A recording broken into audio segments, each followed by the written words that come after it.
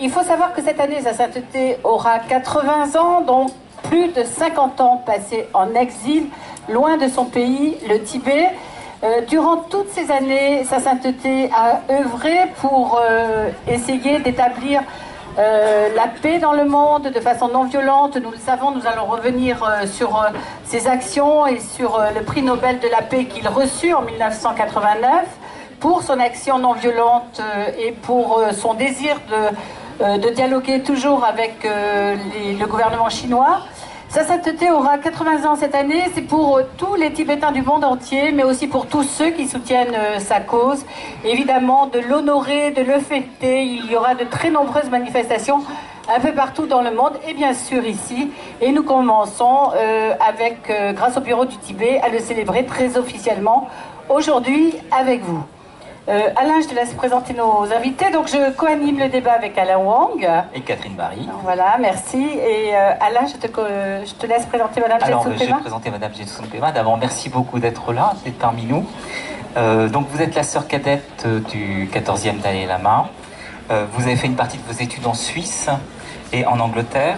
Et vous avez, à partir de 1964, à la demande du Dalai Lama, vous êtes occupé des villages pour les enfants tibétains et vous avez pris votre retraite en 2006. Alors des villages, c'est une structure assez importante puisque aujourd'hui il y a 7 internats, 5 écoles primaires, 7 externats, 10 crèches, 4 instituts professionnels, 4 maisons du 3e âge, plus un centre de formation à distance.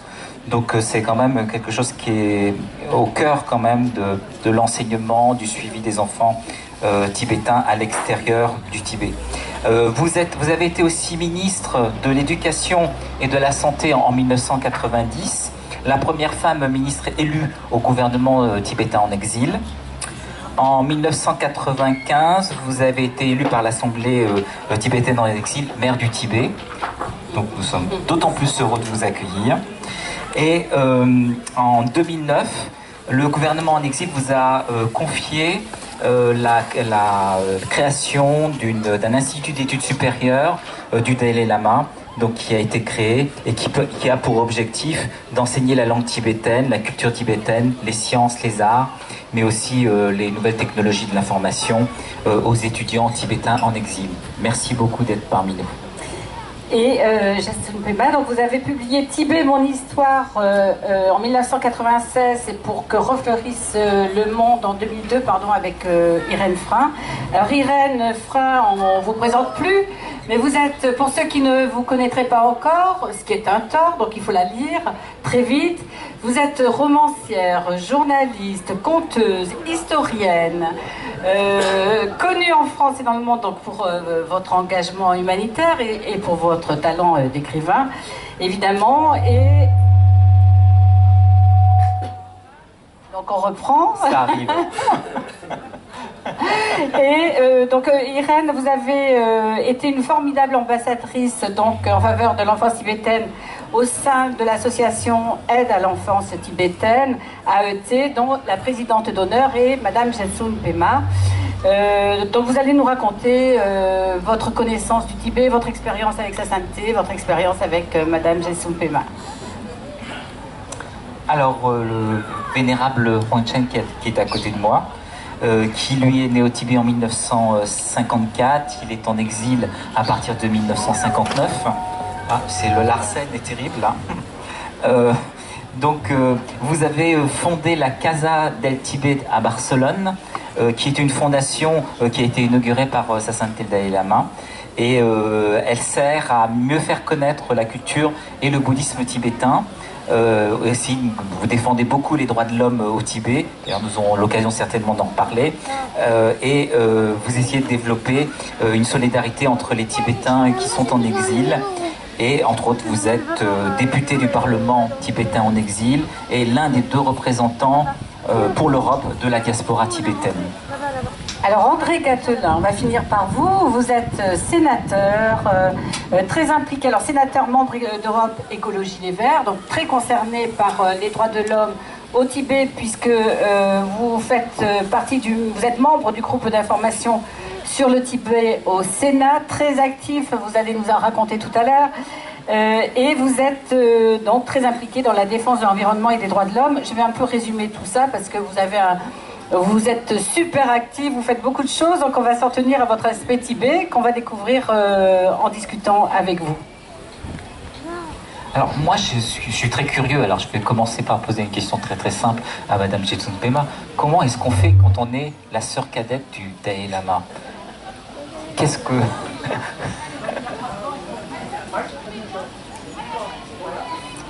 Dans l'enfance, comment ça s'est passé?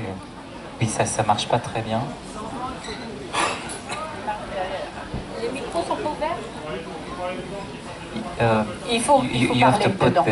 À parler et ça va se... Non, ça va il va se brancher. Alors? On n'entend rien. On n'entend rien. Ini kira so kartos labrba chesan tinga keje titugan tinga mi mangu tagana keje titus rba enye katu ni len kar ke boresna kundu komji ris cheje nune chena rba tati lelabo mindus karesna eni genji yoris tagana shi eni karsore ta kundu komji ina eni nganzo it's also a privilege rba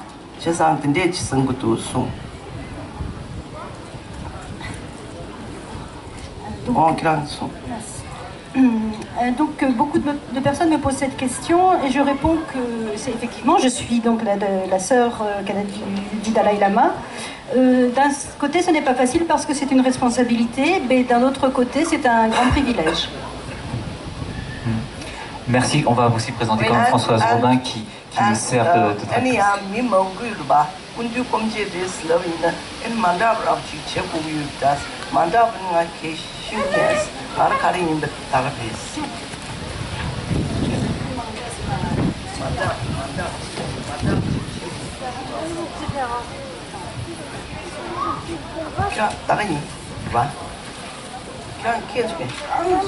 Oh, Mari, kundu komji ins lavina, mitu ngaya chik mandab rapchis, mandab sina.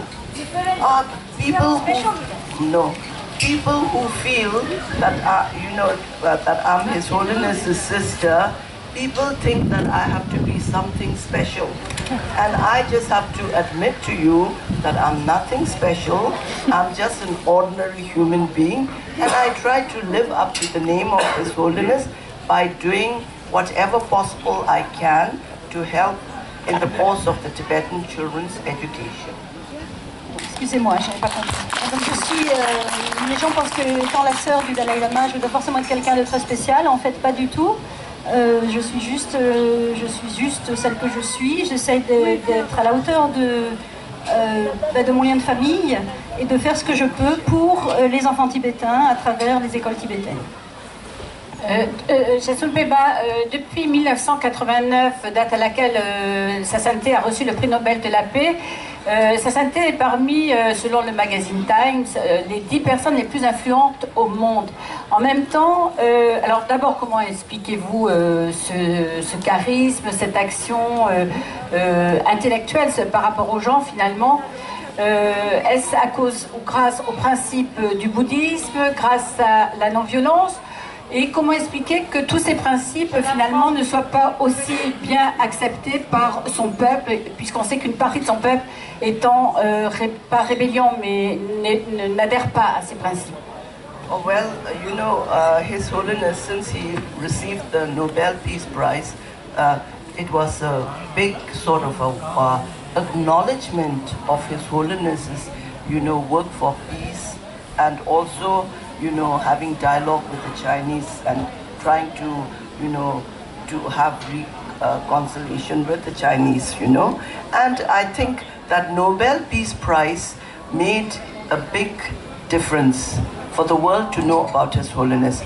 Then on the other hand, His Holiness today is considered to be one of the world leaders, especially in the sense that he is a great promoter of peace, and then also he is a great practitioner of Buddhism, and he feels that as a Buddhist practitioner, you know, it's not enough just to say, you know, to preach. But what you preach, you must practice. And I think because of that, what he says he tries to put into practice, and he's always practicing Buddhism. So I think that is very appealing to the people, because today in the world there are many people who say a lot, but when it comes to doing, they do nothing. Especially the politicians, I'm sorry. So in that respect, I think His Holiness has earned the respect of the people, you know, from all over the world.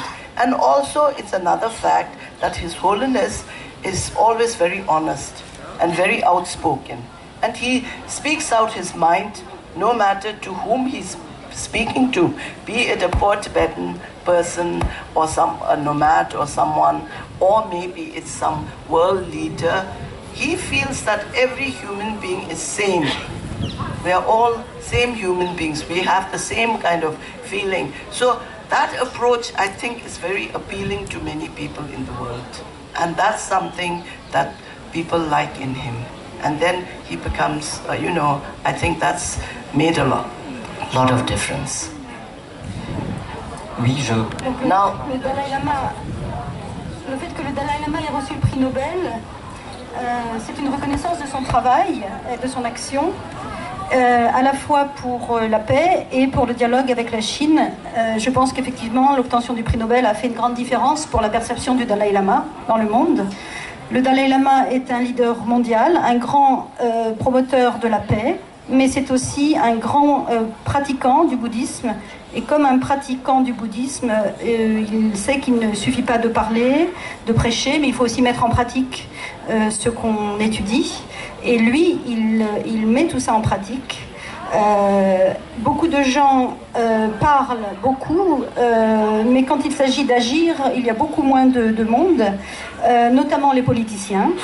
Mais le Dalai Lama n'est pas... Et donc, toutes mes excuses, André, c'est André Gatolin, mais le Dalai Lama n'est pas dans ce cas-là. C'est quelqu'un qui allie la parole à l'action, et donc les gens le reconnaissent et le respectent. Par ailleurs, le Dalai Lama est quelqu'un d'honnête et franc. Il dit toujours son opinion à toute personne qu'il rencontre, que cette personne soit un pauvre Tibétain, un nomade ou un leader, un dirigeant mondial. Pour lui, tous les hommes sont égaux, tous les êtres humains sont les mêmes, et cette approche plaît à tout le monde. Et c'est pour ça que les gens l'apprécient. Je voulais vous poser une question. Est-ce que dans la jeune génération des Tibétains, la voie qui est tracée par le Dalai Lama maintenant depuis quelques décennies continue à être suivie, ou est-ce que véritablement les jeunes Tibétains ont envie d'une autre forme d'action sur le plan politique?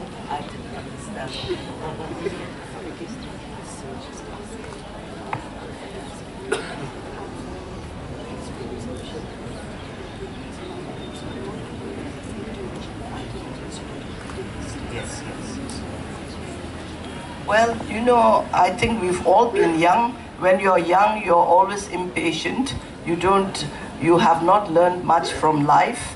And I think they're always sort of, they cannot wait. They don't want to wait. And I think that's the feeling of all the young people in the world, you know. And also the Tibetan young people, they feel that, you know, His Holiness's approach is an approach which will not, you know, work. And of course, His Holiness says, you know, His Holiness has very kindly given democracy to the Tibetan people, and in democracy you have the freedom of right of your opinion. So I mean, there are young people who feel that the only way is not the approach of His Holiness, but they have another approach, okay? They want total independence and no dialogue with the Chinese. Well, I think one also in this day and age, you have to also look around and see what the world, where the world is going, you know? And I think one has to be practical, one has to be reasonable, and one has to follow according to the times. And I think that's something which is lacking in the young people. They cannot wait. Donc les jeunes sont les jeunes. Quand on est jeune, on est impatient et on ne sait pas grand-chose du monde, on ne sait pas attendre, on ne veut pas attendre. Tous les jeunes du monde sont pareils, donc les Tibétains sont pareils aussi. Les jeunes, par ailleurs, disent que cette approche ne marche pas et critiquent cette approche de la voie moyenne, mais le Dalai Lama a fait le don de la démocratie à la société tibétaine, et avec le don de la démocratie vient aussi le droit à la liberté d'opinion, donc tout le monde peut s'exprimer, et les gens qui ne sont pas d'accord avec cette approche peuvent le faire. Et donc cette fraction de la population tibétaine chez les jeunes ne veut pas de dialogue, ne souhaite pas engager le dialogue avec la Chine, dit que ça ne marche pas, ils veulent l'indépendance. Mais en réalité, je pense qu'il faut tenir compte de l'évolution du monde, de la marche du monde. Il faut être pragmatique, raisonnable, pratique et être en phase avec la manière dont le monde évolue. Et cette approche, l'approche de la voie moyenne, est celle qui est en phase. Vénérable Wang Shen, vous continuez cette action en faveur de la paix au Tibet depuis de très nombreuses années. Madame Jetsun Pema parlait du désir de démocratisation de Sa Sainteté le Dalai Lama. Il s'est battu pendant des années pour arriver à que soit établi justement un gouvernement très démocratique à Dharamsala, puisque c'est là où se trouve le gouvernement en exil. Depuis 2011, depuis août 2011, un Premier ministre le remplace sur un plan politique. Quelles sont les actions que vous pouvez continuer à mener, que vous continuez à mener pour poursuivre ce combat de Sa Sainteté?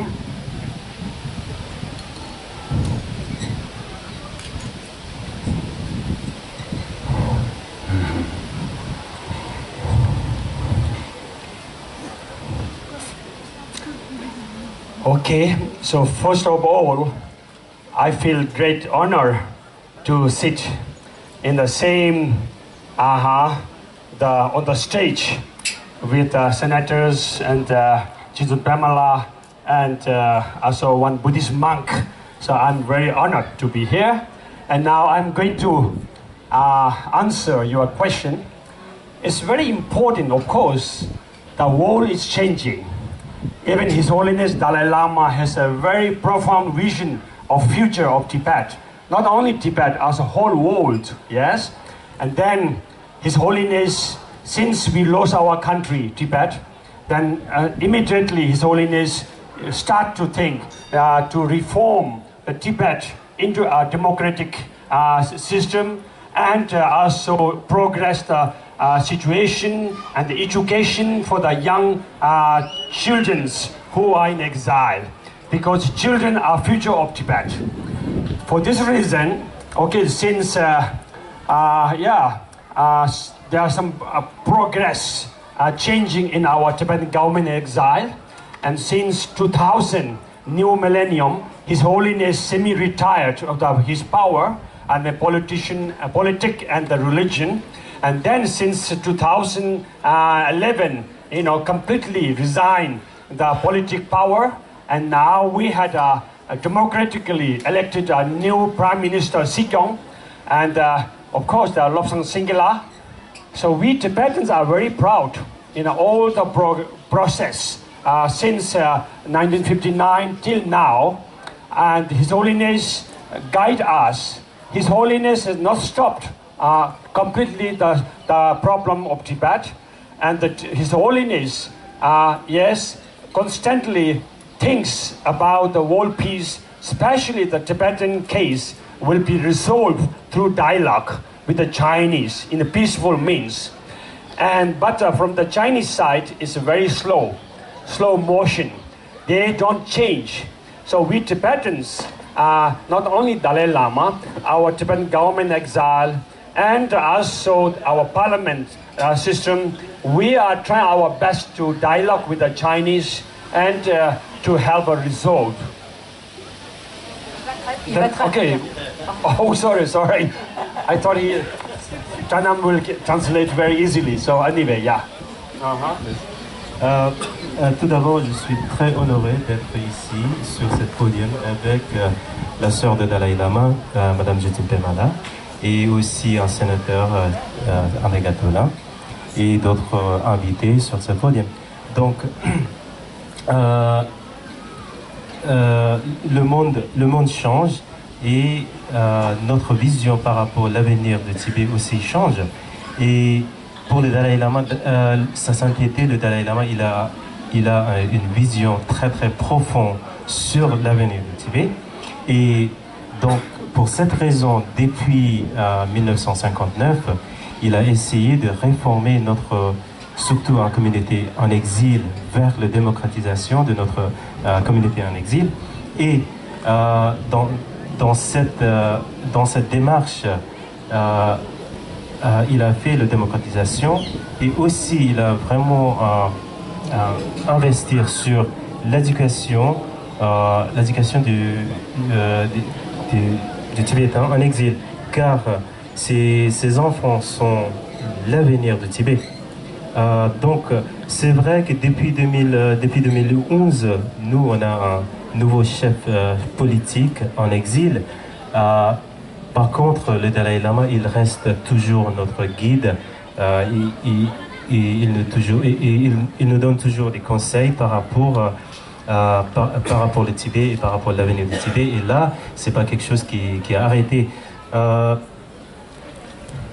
Vénérable, peut-être un mot sur l'appel de Paris que vous avez signé avec le Premier ministre justement au mois de mars, avec André Gattolin, et lors d'une grande manifestation organisée par la communauté tibétaine, avec tous les Tibétains qui sont venus d'Europe, très nombreux, pour participer à cette manifestation. Yeah, so our problem of Tibet is not finished. It's long march, long struggle we have to face. And till now, all Tibetans, we have a responsibility, yes, individual responsibility, because we are Tibetan. Our brothers, sisters inside Tibet, 6 million Tibetans, still they are under repression and suffering under the Chinese regime. So we Tibetans who live outside a free country, we have a special responsibility. And since then, now I'm a Buddhist monk, then I'm trying my best, to involve into a Tibetan struggle, not through violence, through the message of a Buddhist teaching and the non-violence of Mahatma Gandhi and His Holiness Dalai Lama, that he teaches us not to have anger and hatred toward the Chinese. So it's not easy to practice, but we try our best, okay? So now the Tibetan situation is, we have not only Tibetan, we need your support from the outside world, So this is one thing. And then recently what you said, on the 14th March, we have also really, we appreciate all friends of Tibet. In France, so many groups for Tibet. Yes, many Dharma centers, of course, and many Tibet supporters. I appreciate all, but especially the Tibet Association who work for Tibet, who talks about the problem of Tibet, solidarity to the people of Tibet. I really want to say thanks to all from this moment. And yes, Sikyong Lobsang Singila, he came from Dharamsala to Paris to support the Declaration of Paris, because Paris is for the Western European country. Paris is one symbol, reconciliation of course, the European people's feeling, and two members of parliament, Tibetans. We really try our best, and also Tibetan community in France, they involved too much, yes? And then really it was a great success of that day, 14th March, and even Sikyong Lobsang Singila support this Declaration of Paris, and his speech really is very profound, it's simple, very profound. It touches the heart of many peoples, and we are very proud of our Sikyong, yes? And then now, the Paris Declaration, now we have to work to look for the support of senator, politicians, mayor, and the parliament members, and all important people who are engaged for the world peace, for the for better of the world.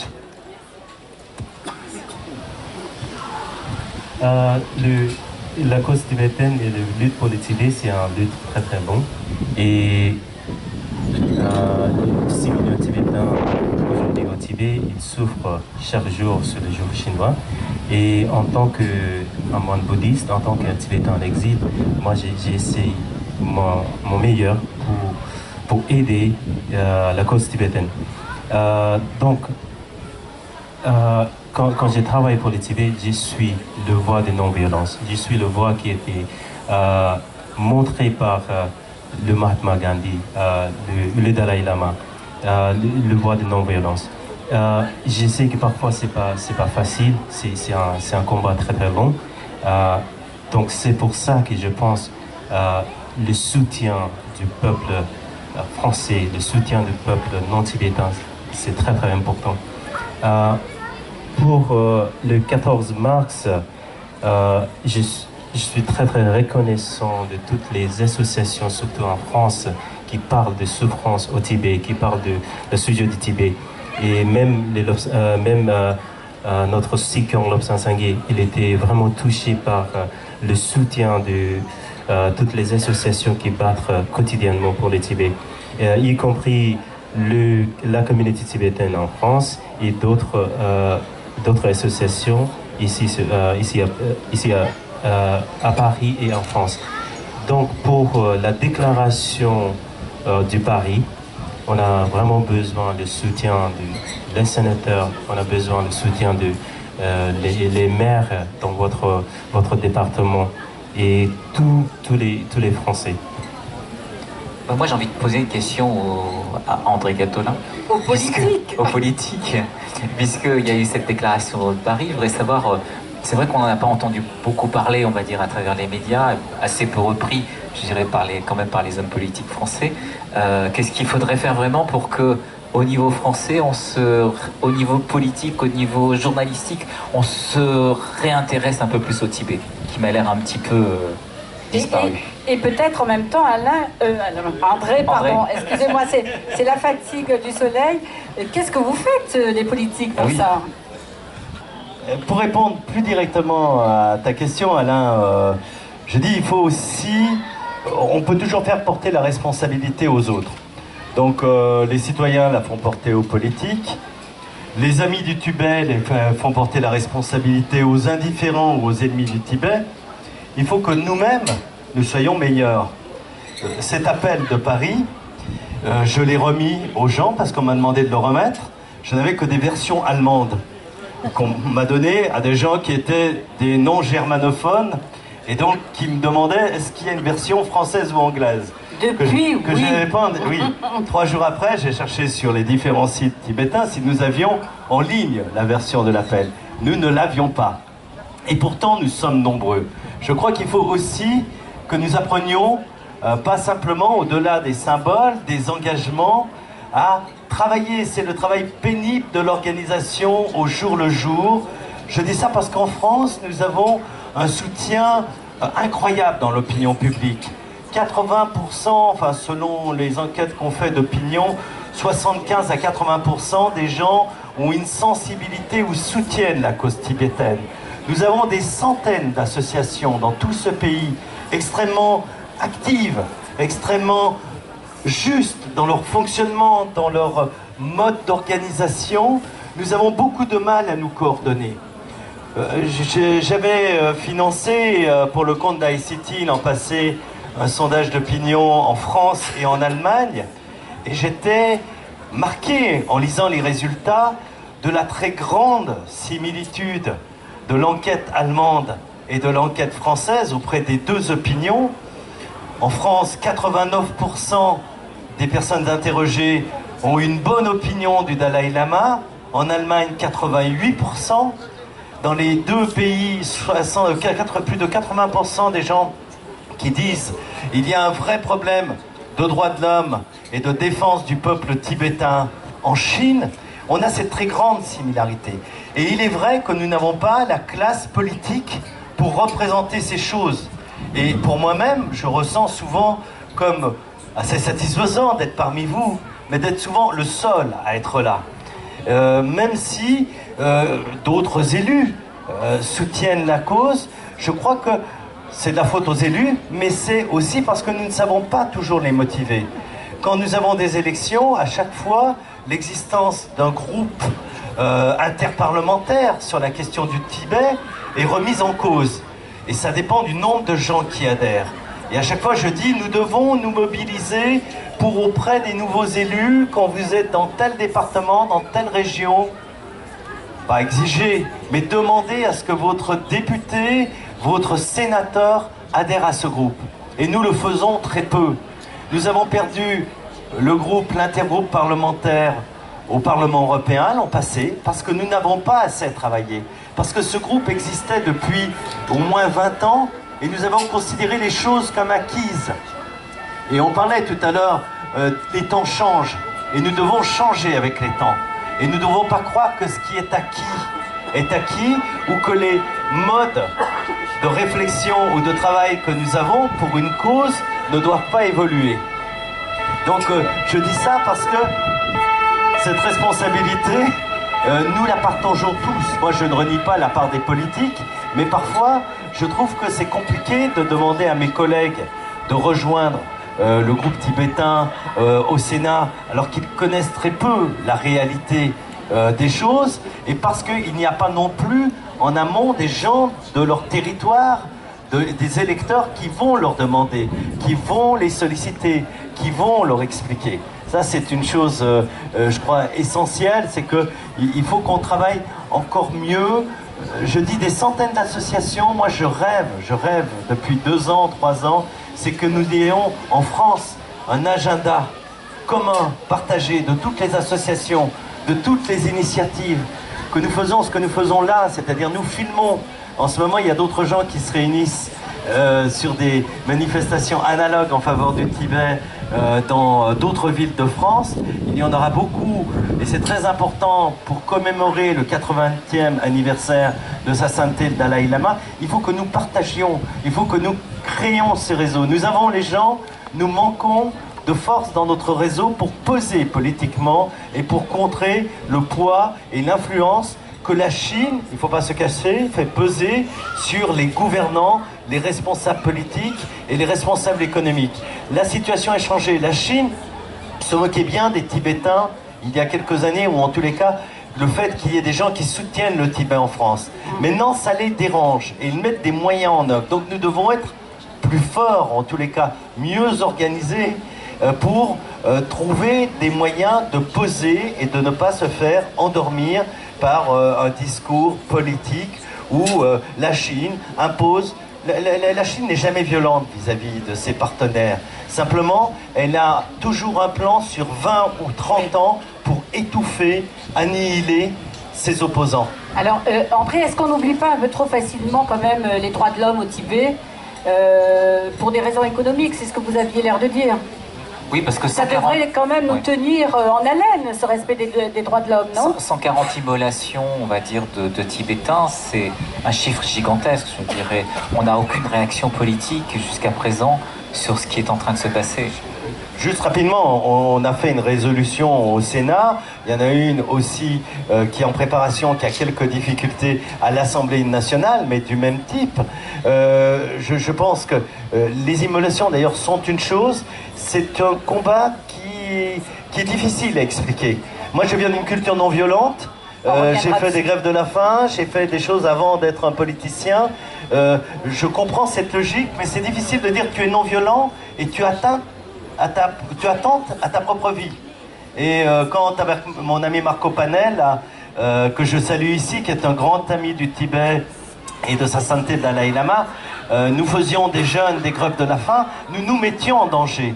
Mais l'idée n'est pas de forcer, de contraindre les gens à nous suivre, mais d'utiliser ces instruments comme un mode pédagogique. Et j'ai peur, et je le dis sincèrement, que les auto-immolations, elles traduisent un drame incroyable qui est vécu par la population tibétaine en Chine, mais que la violence qui en ressort extérieure fasse peur aux gens. Et quelque part, les gens détournent leur regard plutôt que de questionner ce qui est derrière cette violence faite à soi-même, qui est l'impressionnante violence subie par tout un peuple. Alors, nous allons en reparler dans quelques minutes avec Jetsun Pema. Auparavant, Irène Frein, vous travaillez avec Jetsun Pema, vous collaborez avec elle depuis des années. Vous connaissez la philosophie du bouddhisme, l'action non violente de sa sainteté, nous en avons parlé. L'importance de donner une éducation aux jeunes Tibétains qui est à la fois traditionnelle et moderne. Qu'avez-vous envie de dire par rapport à tout ça?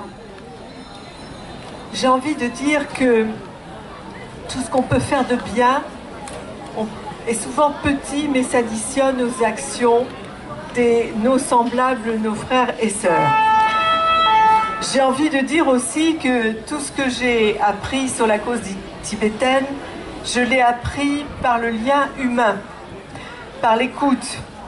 Je m'estime une très grande privilégiée de l'avoir appris grâce à Jetsun Pema par un concours de circonstances, puisqu'il s'agissait de faire un livre que j'étais extrêmement ignorante et naïve, et que grâce à Pema, à sa disponibilité d'abord dans la parole et dans son talent et son art pour traduire à chacun à son niveau l'enseignement du bouddhisme de tous les jours, m'a permis d'aller plus loin dans des actions plus où je ne suis qu'un maillon de la chaîne. Nous ne sommes rien s'il n'y a pas une chaîne. Mais il est très important qu'au niveau de la chaîne, d'abord nous soyons conscients de notre rôle, mais que nous sachions aussi que notre ego doit un peu s'effacer devant la grandeur d'abord de cette culture, de son message, et devant l'immensité de la souffrance. Chacun de nous, et c'est ce que m'a appris Pema, est responsable bien entendu de son destin, et à l'intérieur de son destin, de ce qu'il fait pour les autres, et particulièrement pour ce peuple tibétain qui est le reflet de notre propre condition. Si nous laissons mourir le peuple tibétain, c'est nous que nous laissons mourir. Je crois, j'en suis totalement persuadée. Et ce que j'ai trouvé à travers, humblement, ce que j'ai cru comprendre de l'enseignement du Dalai Lama, qui m'était de manière vraiment extraordinairement privilégiée, transmis par Pema, avec encore une fois son écoute de l'autre, parce que tout est écoute dans la vie. Et ce que j'ai compris, c'est que c'était en quelque sorte tout ce à quoi qui me permettait moi de survivre dans mon petit quotidien, qui était dans la culture tibétaine, le respect de la nature. Arriver, comme vous l'avez dit, monsieur André, à résoudre, si possible, par des moyens non violents. Un point capital, l'intention dans l'action. C'est-à-dire, avant d'agir, interrogeons-nous sur nos intentions. Sont-elles claires? Que cherchons-nous? Et c'est valable le jour aussi bien quand vous vous nourrissez que quand vous décidez de ne pas manger ceci, de ne pas enseigner ou laisser un ordinateur ouvert à la portée d'un enfant, que de sauver le peuple tibétain. Ça va en même temps. Tout ça est interconnecté. Et c'est pour ça que j'ai de la foi dans l'avenir. C'est pour ça que je crois que si tous les uns et tous les autres, nous avons la sensation que nous faisons pour nous tous, en tant qu'humanité, humains, frères humains, humbles humains, dans nos actions pour cette culture, c'est pour nous que nous le faisons, et c'est pour ça que nous sommes efficaces pour les autres. C'est-à-dire que ce qui m'agace un petit peu dans ces... Quelquefois, c'est de dire « Ah, on va se pencher là sur les Tibétains ». Non. Non. C'est plutôt, par moments, j'ai l'impression que c'est eux qui auraient à se pencher sur nous. Mais tout ça est global, tout ça est interconnecté. Chaque fois que nous choisissons de manger ceci, de refuser telle chose dans notre maison, de dire à un enfant ne fais pas cela, va plutôt vers là. Chaque fois que nous créons de la confiance autour de nous, la confiance, c'est formidable. Moi, ce que j'ai trouvé dans la culture tibétaine, c'était des gens qui me faisaient confiance, particulièrement au moment où je n'avais plus confiance en moi. Et c'est une façon de se tenir debout, mais pas seul, avec les autres. Nous n'arriverons pas ensemble. C'est pourquoi je crois que précisément ce qui est très important, André, c'est l'opinion. À 80%, vous l'avez dit, il y a un courant de sympathie, et je dirais même beaucoup plus d'empathie. Ce que m'ont appris les Tibétains, je suis loin du compte, et je n'y arriverai certainement pas, mais essayez de me dire quand je suis dans une situation, comment l'autre voit la situation. Déjà, on a avancé. Et je crois beaucoup que si nous nous transformons nous-mêmes sur des petites choses, ne soyons pas trop ambitieux. Un peu de modestie. Un peu de modestie. Mais si nous changeons ces petites choses, déjà nous renforçons et nous sommes capables, dans l'opinion, de faire évoluer ce relais essentiel que sont, bien entendu, les politiques. Mais je crois à l'opinion, c'est comme ce que disait Gandhi, qui était très proche et de la même origine, la philosophie de Gandhi. C'est ce qui s'est passé très anciennement dans un coin de l'Inde. C'est soyons nous-mêmes le changement que nous voudrions être pour le Tibet. Absolument. Voilà, si je peux me permettre. On peut l'applaudir parce que c'est un discours très motivant et très engageant. Je vais rebondir sur ce que vous venez de dire. Je vais demander à Jetsun Pema et au vénérable Pongcheng, quelles sont les petites choses qu'ils attendent de nous? Attends, Alain, je voudrais poser avant une question, excuse-moi. Parce que justement, pour rebondir, on dit souvent que sa sainteté est peut-être un peu naïf, un peu... Qu'est-ce que c'est bien d'être dans la fraîcheur, dans la naïveté aussi. Dans un monde machiavélique, manipulateur. On est d'accord, mais pour comprendre qu'il est loin d'être naïf, en fait, et comme on lui rend hommage pour son action, est-ce que, Jetsun Pema, vous pouvez expliquer la situation un peu douloureuse, abominable que vivent les Tibétains du Tibet?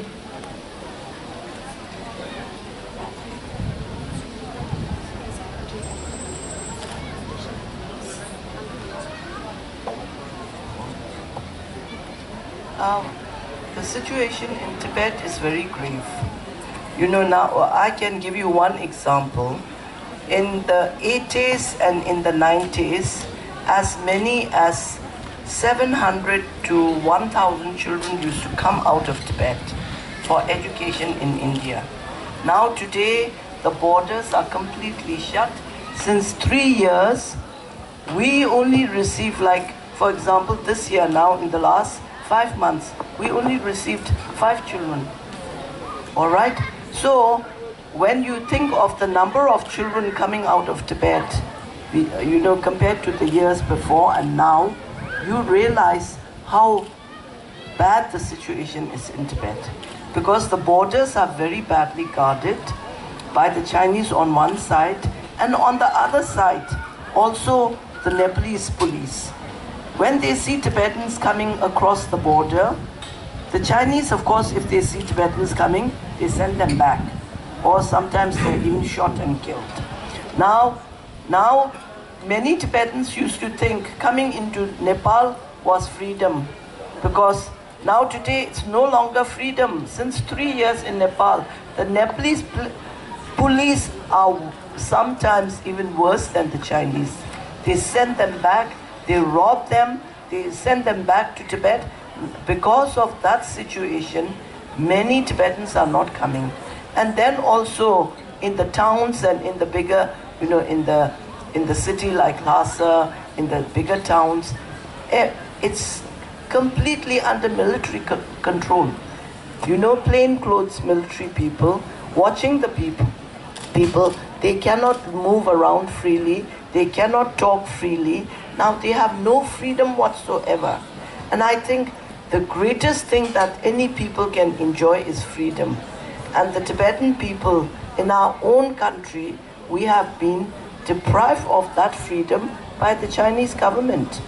And so, you know, like when you hear of the Tibetans now, over 130 Tibetans, maybe it's in the 40s now, about 140 Tibetans, they have self-immolated themselves.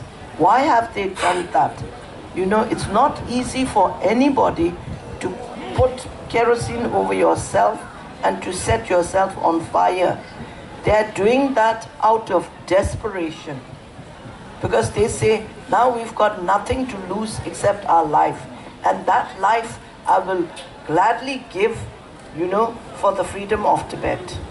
That they want His Holiness to come back to Tibet. They want that. They're demanding the Chinese government this, but then the Chinese have no ears for the plight of the Tibetans, you know. So the situation is very bad, and therefore it's all the more reason why we have like the Declaration of Paris. You know, we are trying to mobilize, the Tibetans are trying to mobilize people all over the world to speak on behalf of the Tibetans, to think of the Tibetans who have self-immolated themselves.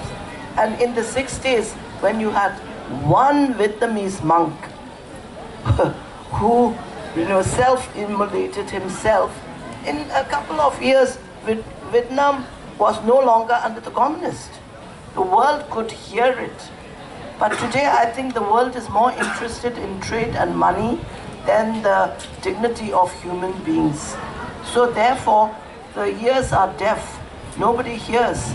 So that's the sad situation of the Tibetans. Therefore, for all of you who show an interest in Tibet, you know, I think we all have to make, as the senator has said, we have to make extra effort. We cannot just, when we are gathered here, we talk about Tibet. But the moment we leave this place and days go by, you don't even think about Tibet. So I think most of our Tibetan friends, they have objects of Tibet in their homes. I think when you see those objects, you should think about Tibet. You know, I think you need reminders. You know, like Erin, she got from Francois, she got a ring. Whenever she sees that ring, she better think about Tibet. You know, so I think you have to be more conscious each time and try to become more alert. That is very important.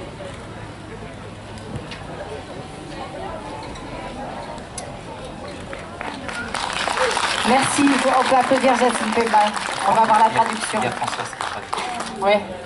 Donc la situation est très grave. Par exemple, je ne donnerai qu'un exemple, dans les années 80 et 90, nous recevions dans les TCV, les Tibetan Children Village, entre 700 et 1000 enfants par an qui venaient pour leur éducation. Mais depuis 3 ans, toutes les frontières sont fermées. Et pour vous donner un chiffre, en 5 mois, ces 5 derniers mois, nous avons reçu 5 enfants.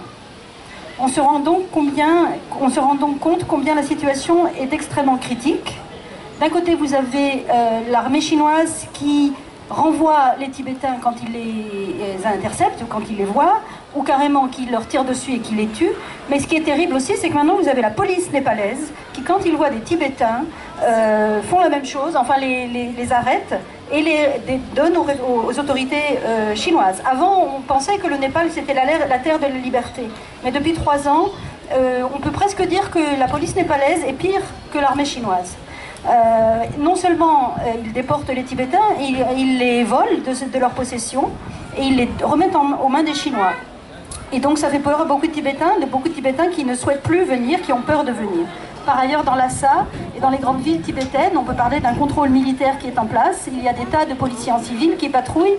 Plus personne n'a la possibilité ou la liberté de se déplacer, ni non plus de discuter librement. Et donc, on est privé de toute liberté fondamentale.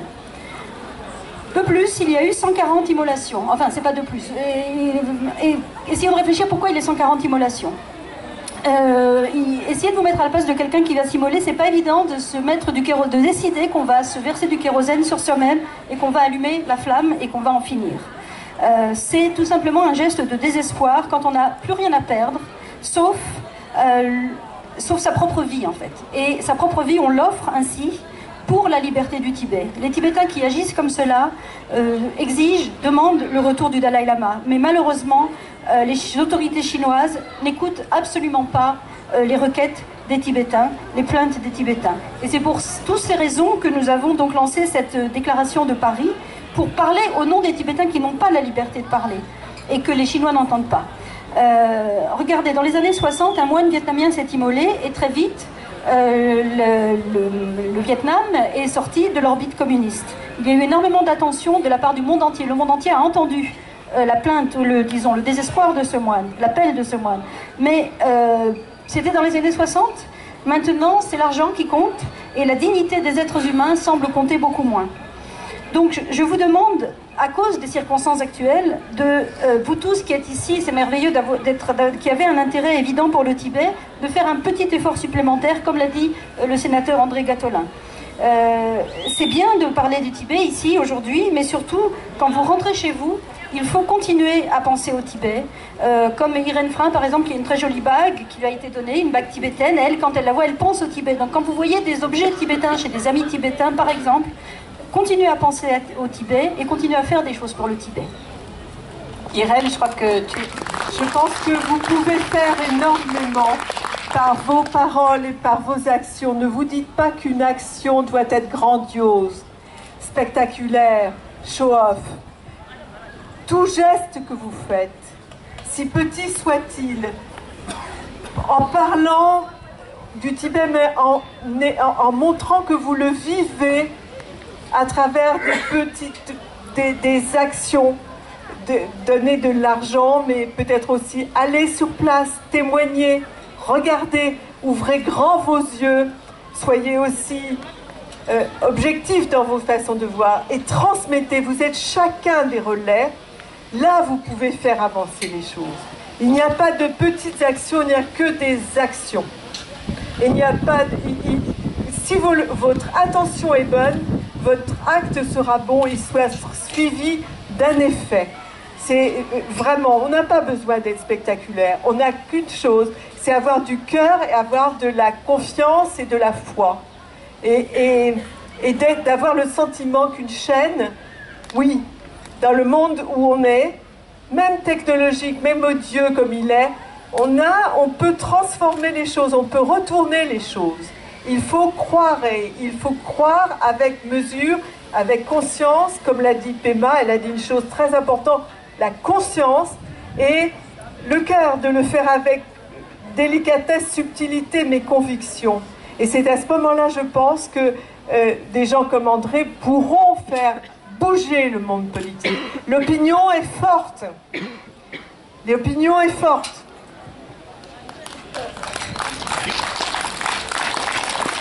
André, donc je crois que les paroles d'Irène te parlent particulièrement, puisque tu m'as fait un tout petit aparté. Oui, moi je voudrais dire, quand on défend une cause qui est lointaine, on a toujours l'impression de donner à quelqu'un qui ne vous entendra peut-être pas, qui ne vous verra pas, mais que le geste va de vous, de ce que vous avez à la personne. Et je crois, concernant la cause tibétaine, sachant qu'il y a deux dimensions, il y a la philosophie du bouddhisme tibétain, et puis il y a le combat et la lutte humaine et politique du peuple du Tibet, qui se recoupent, et je crois que c'est aussi la force, mais je ne sais pas si on aura le temps, parce qu'on parle peu de sa sainteté de Dalai Lama, mais je crois qu'il porte de manière exceptionnelle ces deux choses de la spiritualité. Mais juste pour poursuivre mon raisonnement, je crois que nous nous nourrissons trop, quelque part, du Tibet dans les Amis du Tibet. C'est-à-dire que cette pensée, le bouddhisme tel qu'il est porté, tel qu'il est aussi incarné et modernisé par la personnalité du Dalai Lama, nous aide beaucoup. Et que nous ne savons pas, au-delà de la satisfaction que nous avons parfois à penser au Tibet, parfois à se sentir bouddhiste ou proche du bouddhisme tibétain, eh bien, nous nous nourrissons de cela, mais je ne suis pas sûr que nous renvoyons uniquement à travers cet amour tout le devoir et toute l'implication que nous avons à l'endroit de ce combat. Je voulais dire une chose sur la personnalité du Dalai Lama qui est absolument incroyable parce que c'est une des personnes les plus populaires sur toute la planète et parce qu'il recoupe à la fois deux choses, une spiritualité et en même temps un combat d'un peuple qui est opprimé. Donc tout est indissociablement lié à cette lutte pour les droits humains, pour le respect des cultures, le respect des peuples, auquel se surajoute une dimension, c'est sa pratique, les philosophes diraient sa praxis non violente, complètement introduite en lui-même. Et je trouve formidable, je pense que dans le monde, sur la planète, si on pouvait faire une enquête, il y aurait au moins 70-80% des gens qui connaissent le Dalai Lama. Personne, pratiquement, à part quelques personnes, connaissent son nom d'individu, Tenzin Gyatso. Parce que c'est même pas le 14e Dalai Lama, il est le Dalai Lama. Il est l'impermanence de la personne qu'il est, Tenzin Gyatso, et que sa sœur aussi à sa manière, mais dans l'impermanence de la fonction. Est-ce que ça vous viendrait à l'idée de dire n'importe où le pape? Non, on parle du pape François, on parle du pape Jean-Paul II. Le Dalai Lama, quel qu'il soit, et au-delà de la durée du combat, se porte étant non générique. Il porte une idée, une valeur qui dépasse sa personne, et par le fruit du fait qu'il a cette impermanence ou cette durée d'une soixantaine d'années comme Dalai Lama, il a aussi été l'homme d'une mutation dans un monde qui change. Et c'est cette force-là, moi, que je trouve inouïe, en tous les cas, sur la personnalité. Et je crois s'il rayonne, c'est parce que sa philosophie est faite action à travers la non-violence, parce que le bouddhisme ne traduit pas, la pensée bouddhiste ne traduit pas naturellement la non-violence. Elle ne traduit pas la violence, mais la façon dont il l'a construit comme une réalité personnelle et aussi un instrument politique est important. Et moi, si je suis arrivé à la politique, quand je me suis engagé à la fin des années 70, des années 80, c'était autour du personnage de Gandhi, de la non-violence politique, à travers mon ami Marco Panella et le Parti radical. Et tout de suite, j'étais en lien sur le combat du Tibet. Et quelque part, tout ce que je peux inscrire dans mon travail politique, c'est toujours à travers cet enseignement qui, la partie spirituelle de moi-même, je suis un politique, je la laisse de côté, je n'en parlerai pas. Bon, il se trouve que t'as des sympathies. J'ai de fortes sympathies. Mais sur le plan de la pensée, et de la pensée pour l'action, et de la pratique dans la difficulté, dans le temps, de la durée du combat qu'on doit mener pour les droits et la démocratie, rien que pour cette dimension politique, le Dalai Lama doit porter une pensée pour tous les politiques. Il l'est pour un certain nombre. Je veux saluer juste là très rapidement. Hier ou avant-hier, une résolution a été posée au Sénat américain pour commémorer le 80e anniversaire du Dalai Lama. Et je trouve que c'est quelque chose d'extrêmement fort que des hommes et des femmes politiques aux États-Unis puissent, dans un cadre législatif, porter une résolution autour de la personne du Dalai Lama. Ça veut dire que ce qu'il porte dépasse simplement le soutien à une personne, sa simple spiritualité, mais sa valeur de message planétaire pour tous les individus et aussi pour tous ceux qui essayent d'organiser la société dans une forme politique, policée, démocratique, pacifique. Bon, on va regretter un petit peu qu'on ne le fasse pas en France et en Europe. On peut essayer. On fait une commémoration. On fait au Sénat le 8 juillet, pour des raisons, non pas le 6, un hommage au Dalai Lama aussi. Dans d'autres parlements. Justement, on pourrait peut-être poser la question au Vénérable, qu'est-ce qu'il attend un peu de nous? Qu'est-ce qu'il voit comme action que l'on pourrait faire justement pour aider les Tibétains peut-être à défendre un peu plus leur cause, surtout sur les droits de l'homme? C'est vrai que par rapport à la Chine aujourd'hui, tout ça semble être enterré sous des tonnes d'oubli, on va dire.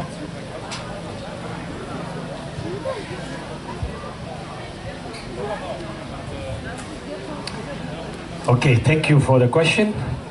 And now the thing is that all Western friends of Tibet, first you need to know the real situation inside Tibet, what is happening.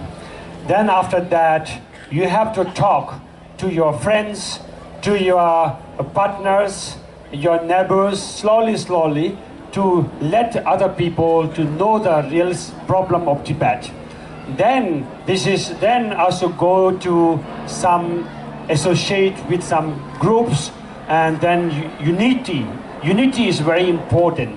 And then also listen His Holiness wish is that all different religions work together, live together for the peace, and also preserve the culture of Tibet.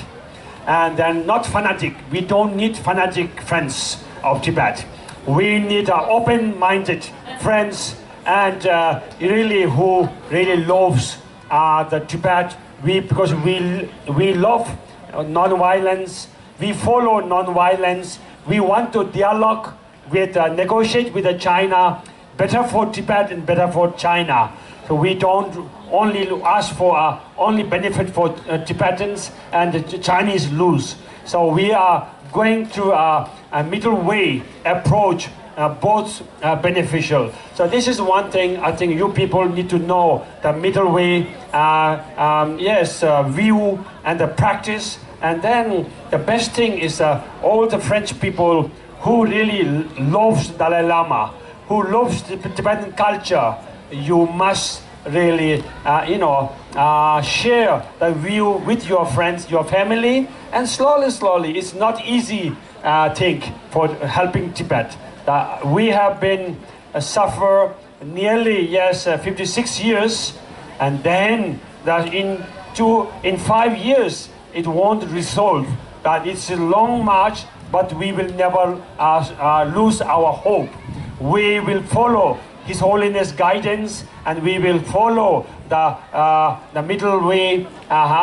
We don't fight for independence. Of course, if Chinese government give us a choice, you want independence or middle way, autonomous, we will say independence. But China's side, they have no choice for us. So best thing is we will follow the middle way path, and which is good for Tibetans and good for Chinese. Bravo. Tout d'abord, les amis du Tibet, c'est très important que vous sachiez la situation réelle du Tibet aujourd'hui. Et après, de parler autour vos proches, vos amis, vos familles, vos voisins, par rapport à ce qui se passe aujourd'hui au Tibet. Et si vous pouvez aussi de trouver des associations autour de vous et rejoindre des associations qui battent pour le Tibet. Une chose très importante pour le vénérable, c'est d'être unis dans notre combat pour sauver la culture du Tibet. Donc nous, on cherche des amis qui sont des esprits ouverts, esprits pas clos. Donc on ne cherche pas des gens comme fondamentalistes. Donc le voie qui nous suit, c'est le voie de non-violence. Et avec le dialogue avec la Chine, d'essayer de résoudre ce problème du Tibet. Et dans cette voie, nous, on suit le voie médian, le voie médian du Tibet. Et donc c'est pour ça que c'est très important que vous sachiez qu'est-ce qu'il s'agit cette voie médian pour résoudre le problème du Tibet. Donc le combat du Tibet est long et ça ne sera pas résolu dans 5 ans, donc ça sera long, mais on ne perd jamais notre espoir. Aujourd'hui, on ne demande plus l'indépendance pour le Tibet. Bien sûr, si la Chine, elle nous donne un choix entre l'autonomie et l'indépendance, bien sûr, on va choisir l'indépendance pour le Tibet. Mais aujourd'hui, on n'a pas ce choix. Et donc, nous, on bat aujourd'hui pour l'autonomie pour le Tibet. Alors, dans quelques instants, si vous avez une ou deux questions, rapprochez-vous et vous pourrez poser vos questions. On va conclure déjà la table ronde. Si chacun d'entre vous, on finira par Jason Pema, peut dire un mot sur sa sainteté, puisque c'est un hommage à sa sainteté. Et j'ai une autre question aussi pour finir, mais très court tous. Est-ce que vous craignez qu'il y ait plus de répression des Tibétains au Tibet au moment de l'anniversaire des 80 ans de sa sainteté? Et un mot de conclusion sur sa sainteté. Commencez, Vénérable, après Irène, André et Jason Pema. Très court.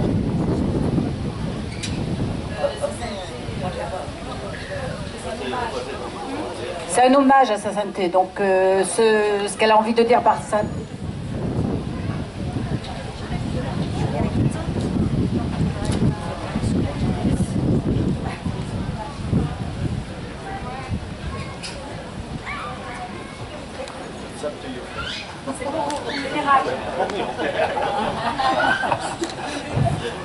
No, so. Okay, so we Tibetans feel so proud that we are Tibetan because we have a Dalai Lama. Even though we have no independent country, but we have Dalai Lama still. We Tibetans, our culture, our identity in the all over the world. So we are very proud to be a Tibetan first.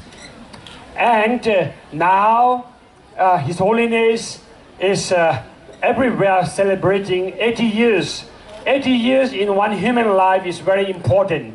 Next year will be 81. So this year is very important. So whole world we are trying our best to celebrate and to say thanks Dalai Lama and also gratitude what he have done for world peace and to preserve our identity and our culture and our religion as a Buddhist philosophy in the world. So this is one thing very important, and we never forget his gratitude, his kindness for the Tibetans, and then also for the world peace, interreligious, and the unity of all religion. He really, when we have no time to explain each and everything what His Holiness did. And in this case, I want to say, really pray for his long life and continues spread his message of non-violence for whole world, not only for the Buddhists, for whole, communist people and non-believers, whoever, we need a peace. Okay, so this is still we need to pray for his long life and good health. Not only long life, good health is very important. So until His Holiness, as long as he is alive, the Tibet we will hear very good and positive news from Chinese side soon. Thank you very much. Nous les Tibétains, nous sommes très fiers d'être Tibétains car nous avons quelqu'un comme Sa Sainteté, le Dalai Lama, parmi nous, qui donne cette identité culturelle, identité pour le peuple tibétain. Donc cette année, nous fêtons le 80e anniversaire de Sa Sainteté, le Dalai Lama. Et dans la vie d'une personne, le 80 ans, c'est un étape très très important. Et donc, on voulait dire merci à Sa Sainteté, le Dalai Lama, pour tout ce qu'il avait fait jusqu'à aujourd'hui pour le Tibet, et aussi pour le paix dans le monde, et aussi pour cette relation entre les différentes religions. Donc aujourd'hui, ce que je vous demande, c'est de prier pour la longue vie de Sa Sainteté, le Dalai Lama, et pas juste la longue vie pour Sa Sainteté, mais aussi en bonne santé, car la bonne santé est très très important dans la vie, et aussi pour partager sa message pour le paix, pas seulement pour les gens, pour les religieux, mais aussi partout dans le monde. Son message pour le paix est très très important, de partager ce message avec les autres.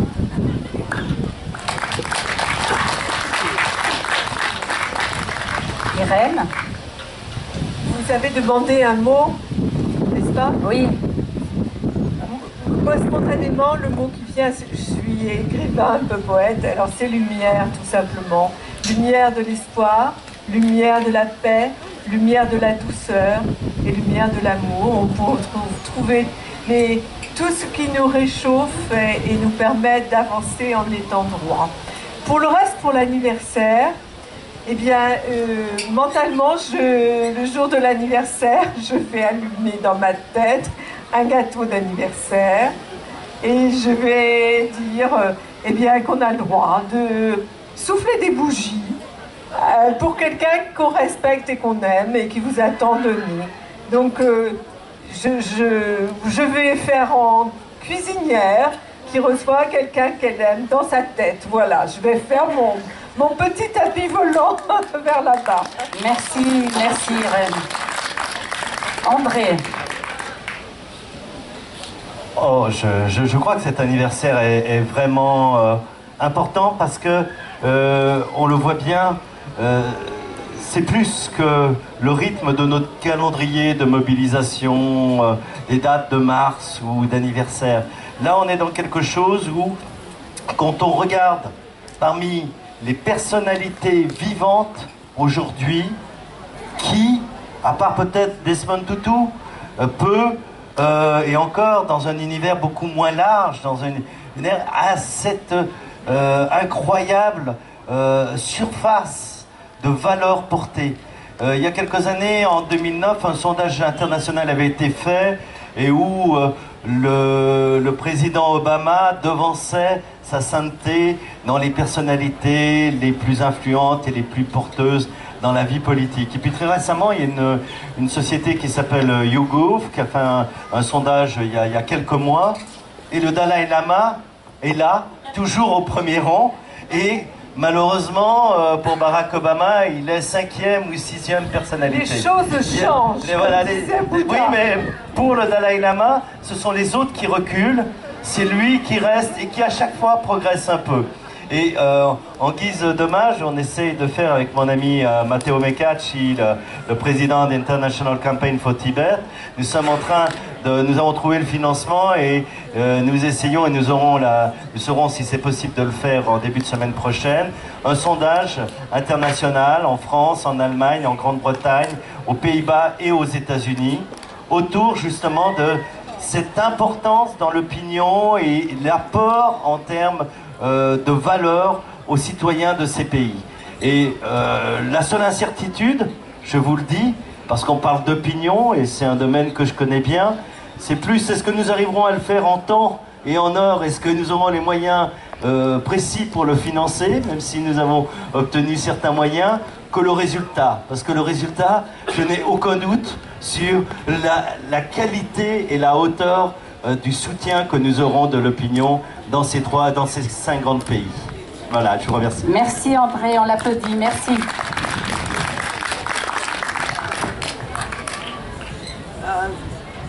To celebrate His Holiness's 80th birthday, I feel that it's very important for us Tibetans to show our gratitude to His Holiness, and we show our gratitude by remembering all the things that he has done.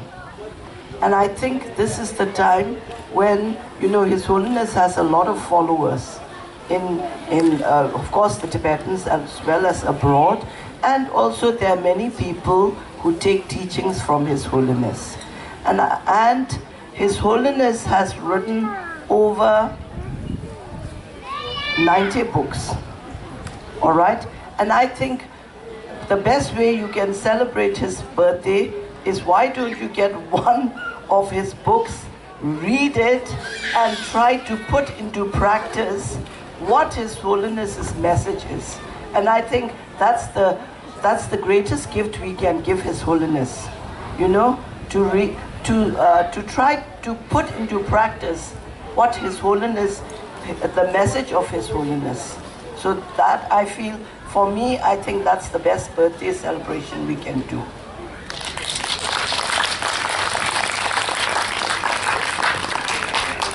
Je pense que pour célébrer les 80 ans de Sa Sainteté le Dalai Lama, il est important de manifester notre gratitude envers lui, en essayant de se remémorer toutes les choses qu'il a faites.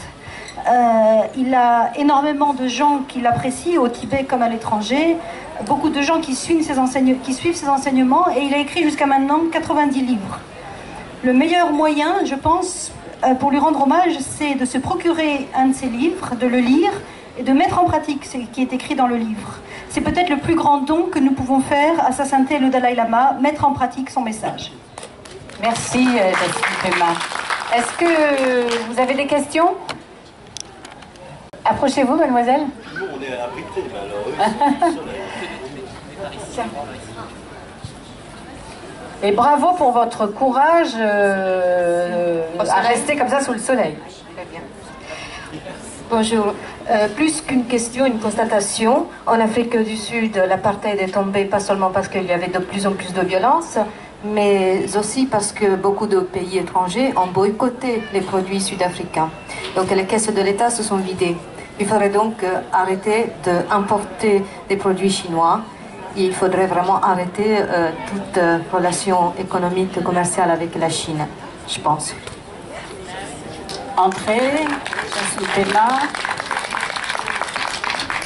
Très rapidement, enfin, moi je ne suis pas sur le boycott parce que même en termes économiques aujourd'hui, c'est quelque chose qu'on ne sera jamais en mesure d'imposer économiquement aux entreprises ou aux décisionnaires politiques. Je ne suis même pas sûr que le micro dans lequel je parle ne soit pas fabriqué en Chine. Pour le reste, il y a beaucoup de... Mais je pense qu'effectivement, il faut que nous arrivions, et c'est ce que je réclame régulièrement, c'est que au nom du commerce avec la Chine, au nom de la nécessité que l'on cherche toujours de redresser notre balance commerciale, on sera prêt à lâcher pour tout. L'idée n'est pas de pas faire du business avec la Chine, l'idée est de faire que le business qu'on fait ne soit pas contraignant sur nos valeurs et sur nos positions politiques. Je pense qu'il y a certains pays, comme la Norvège, qui est le pays du prix Nobel, où les positions ont toujours été très fermes en défense des valeurs des droits de l'homme, y compris du Dalai Lama, et pourtant les pressions sont nombreuses à chaque fois qu'il est reçu dans ce pays. Eh bien la Norvège ne lâche pas. Alors elle ne fait pas, elle fait moins peut-être de commerce qu'elle ne pourrait faire avec la Chine, mais elle n'est pas non plus sans relation avec la Chine. Je pense que le boycott sur un pays comme l'Afrique du Sud, c'était possible au regard de la dimension et du poids de l'Afrique du Sud dans le concert des nations. Par rapport à la Chine, aujourd'hui, qui vient de passer au rang de première puissance économique, je ne suis pas sûr qu'on soit dans la dédramatisation des tensions internationales si on le faisait ouvertement. Après, à titre individuel, si vous pouvez faire comme moi, éviter d'acheter chinois, n'hésitez pas. C'est bon pour la planète aussi. Oui, c'est bon pour la planète. Je pense que tu as quelque chose d'autre. Alain, tu veux ajouter quelque chose? Non, je suis tout à fait d'accord avec André. C'est un petit peu difficile de mettre aujourd'hui la Chine et les Chinois, parce que toujours on parle de la Chine, il y a aussi des Chinois en dehors du monde. C'est 20% de l'humanité, c'est un petit peu compliqué. Et comme font les bouddhistes, utilisons des moyens habiles pour arriver à négocier, avancer avec le gouvernement chinois. Une autre question? Une autre question? Ah, il y a un monsieur qui arrive. Ne soyez pas timide parce que c'est exceptionnel d'avoir des invités comme ça, donc profitez-en pour leur poser vos questions. Bonjour.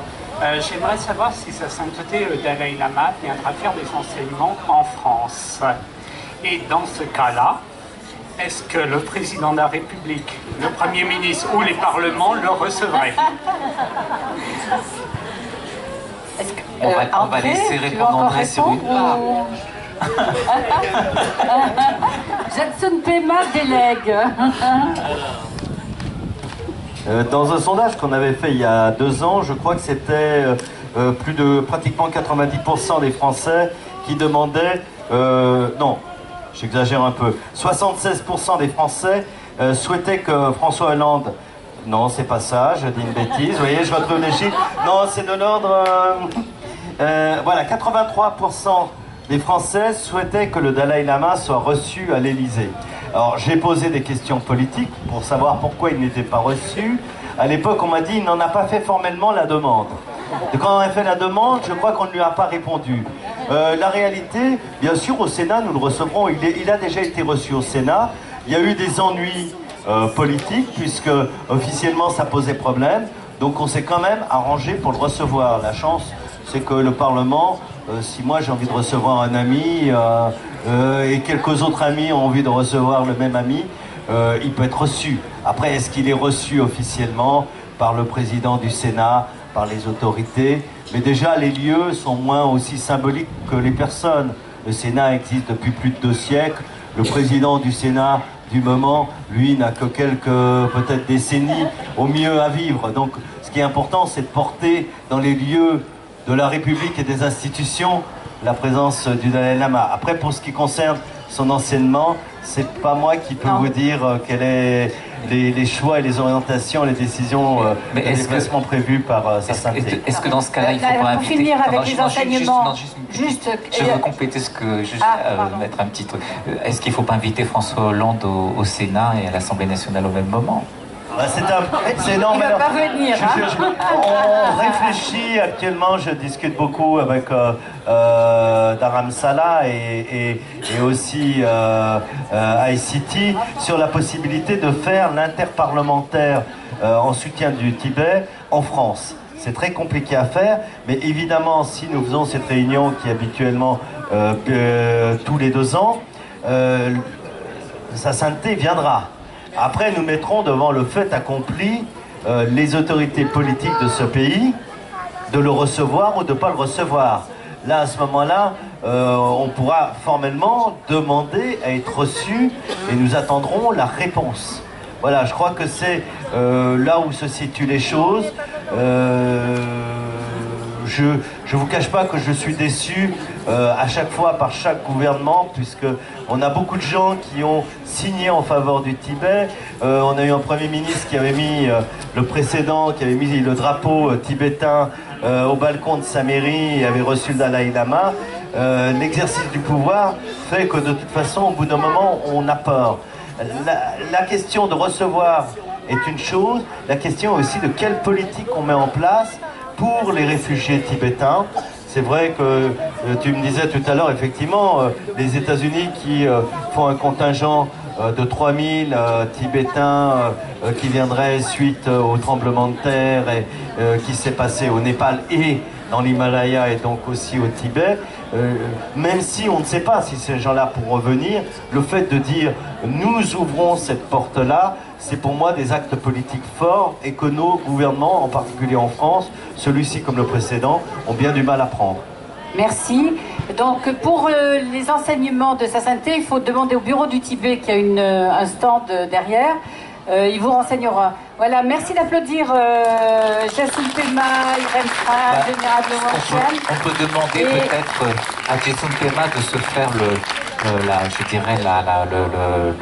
l'intermédiaire, l'émissaire de tous nos souhaits au Dalai Lama et de tous les applaudissements que nous allons lui prodiguer. Excellent, c'est clair. Merci. Merci beaucoup. On les applaudit très fort.